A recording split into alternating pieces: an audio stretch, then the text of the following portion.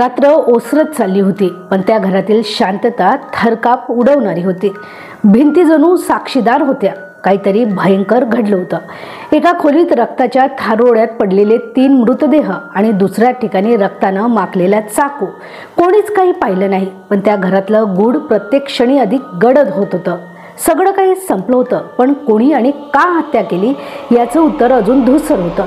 जय Hind, hi hello आणि नमस्कार। Chat Shilpa हाकेमध्ये तुमचं स्वागत। दिल्लीतील नेपसराई परिसरातील एका कुटुंबात असं काय झालं की एका मुलाने आपल्या रक्ताच्या नात्यावरच हल्ला चढवला।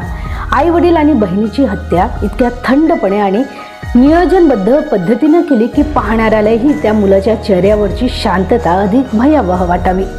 4 डिसेंबर 2024 सकाळी 5:30 वाजता दिल्लीच्या नेपसराई येथील देवली गावात सेवानिवृत्त सैनिक राजेश कुमार, त्यांची पत्नी कोमल आणि मुलगी कविता यांची गळा चिरून हत्या करण्यात आली। आरोपी अर्जुन हा कुटुंबाचा मुलगा होता। कोणाच्या मनातही विचार आला नसेल की या हत्येमागे स्वतःच्या घरातीलच व्यक्तीचा हात असेल। याच दिवशी अर्जुनच्या आईवडिलांच्या लग्नाचा 27वा वाढदिवस होता। पहाटे 5 वाजता त्याने आई वडील आणि बहिणीची निर्दयतेने चाकूने गळा कापून हत्या केली। यानंतर त्याने पुरावे नष्ट केले आणि मॉर्निंग वॉकला गेला असल्याचं नाटक केलं। परत आल्यावर जोरजोरात रडू लागला। शेजाऱ्यांनी त्याच्या घराकडे धाव घेताच ते दृश्य पाहून सर्वांना जबर धक्का बसला।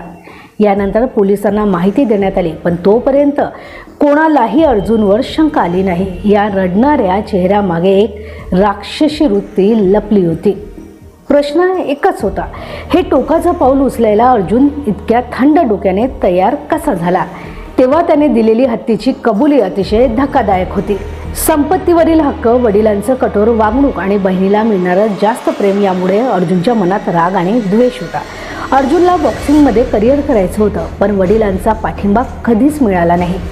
अभ्यासासाठी वडील त्याला नेहमी रागवायचे। शिवाय वडिलांनी संपत्ती बहिणीच्या नावावर करण्याचा निर्णय घेतल्याचं जेव्हा त्याला कळलं, तेव्हा मात्र त्याचा राग अनावर झाला। या वाढत्या रागातूनच एका क्षणात त्यानं स्वतःचं कुटुंब संपवलं। या घटनेमुळे गावात भीती निर्माण झाली आहे। 5 सुबह फोन गया था मेरे भांजे का, उसके द्वारा मुझे पता चला कि ऐसे मर्डर हो गया। 5-7 दिन मेरी सिस्टर से तो मेरी दूसरा दिन तीसरा दिन बात होती रहती थी मेरी, रात को तो हुई नहीं थी। क्या कहेंगे?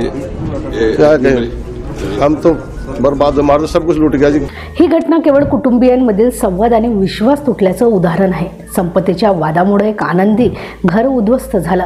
अशा घटनांमुळे प्रश्न उभा राहतो, आपल्या मुलांच्या मानसिक आरोग्याकडे आपण पुरेसं लक्ष देतो का? विचार नक्की करा आणि व्हिडिओ आवडल्यास लाईक करा, चॅनलला सबस्क्राईब करायला विसरू नका। धन्यवाद।